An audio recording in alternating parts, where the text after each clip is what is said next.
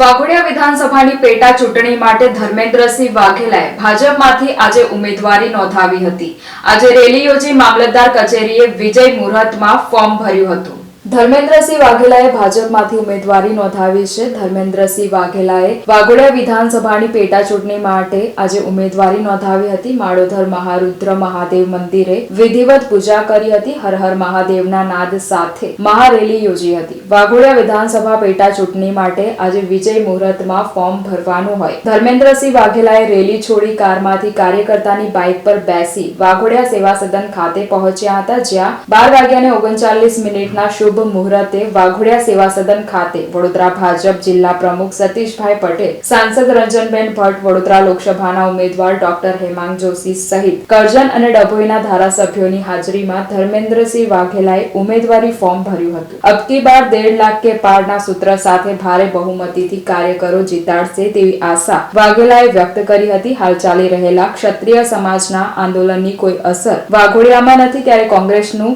નામો નિશાન વાઘોડિયા વિધાનસભામાં નહીવત હોવાના કારણે ભારે બહુમતીથી વિજય નક્કી છે, તેમ ધર્મેન્દ્રસિંહ વાઘેલાએ જણાવ્યું હતું। વાઘોડિયાના તમામ નગરજનો જે પોતપોતાની રીતે અહીંયા ઉપસ્થિત રહ્યા એ બદલ પહેલાં તો આપના માધ્યમથી વાઘોડિયા વિધાનસભાના તમામ લોકોનો હું હૃદયથી ખૂબ ખૂબ આભાર માનું છું। અચ્છા, બાપુએ વિજય મુહૂર્ત જાળવવા માટે ક્રાઉડ એટલું બધું હતું કે બાપુએ બાઇકનો સહારો લેવો પડ્યો, શું કહેશો? આપણા હિન્દુ ધર્મ પ્રમાણે જે કંઈ વસ્તુ છે વિજય મુહૂર્તમાં બધા લોકોએ નક્કી કર્યું કે ફોર્મ ભરવાનું છે, તો પછી વિજય મુહૂર્ત જળવાવું જોઈએ। જો મુહૂર્ત જાળવી ના શકો તો પછી બીજા કામો કરી કઈ રીતે શકશો? એટલે જે ટાઈમ આપ્યો એ ટાઈમ પ્રમાણે કામ થવું જોઈએ।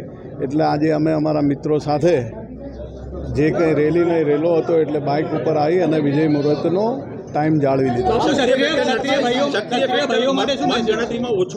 ઓછો મત મળી શકે એવું લાગે છે? મારી વાઘોડિયા વિધાનસભાની અંદર કોઈ પણ પ્રકારનું કોઈ ફેક્ટર નથી અને તમામ વાઘોડિયાના મતદારો આપ જોઈ રહ્યા છો કે આ સ્વયંભૂ પોતપોતાની રીતે આજે ફોર્મ ભરવાનું છે અને આટલી મોટી સંખ્યામાં અહીંયા ઉપસ્થિત રહેતા હોય એ એમનો પ્રેમ બતાવે છે। આટલી સખત ગરમીની અંદર આવા ધોમધકતા તાપની અંદર સવારના 9:30થી લઈને અત્યારે 1 વાગ્યો ત્યાં સુધી તમામ જનતા ગરમીની અંદર આવી શેકાતી હોય, પછી તમને લાગે છે કોઈ ફેક્ટર? સામે કોંગ્રેસે પણ ક્ષત્રિય ઉમેદવારને ટિકિટ આપી છે, શું કહેશો આપે? ભાઈ, કોંગ્રેસ કોઈ જગ્યાએ ગુજરાતમાં કે આખા દેશમાં જ્યારે એનું અસ્તિત્વ જ રહ્યું નથી, તો મારે આપ મિત્રોને વિનંતી કરવી છે કે ભાઈ કોંગ્રેસ જેવી વસ્તુ અમારા વિધાનસભામાં અપવિત્રને જે આ પવિત્ર માહોલ છે એ બગાડશો નહીં। અહીંયા કોઈ પણ પ્રકારનું કોઈનું કંઈ જ પણ નથી।